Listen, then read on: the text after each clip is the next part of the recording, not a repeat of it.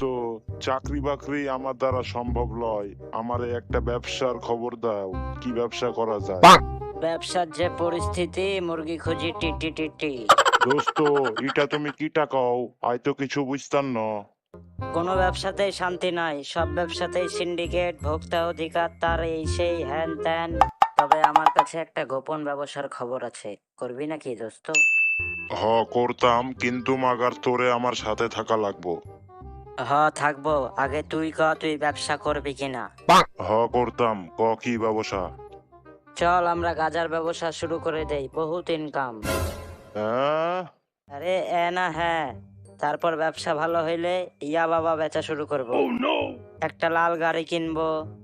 তারপরে কি করব?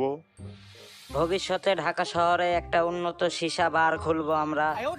আমরা অনেক ফেমাস মাদক ব্যবসায়ী হব। দেশের প্রতিটি জেলায় আমাদের একটা করে শাখা থাকবে। তারপরে কি হবে? তারপরে আমরা বিদেশে বারের ব্যবসা করব, শুধু পয়সা আর পয়সা। তারপর?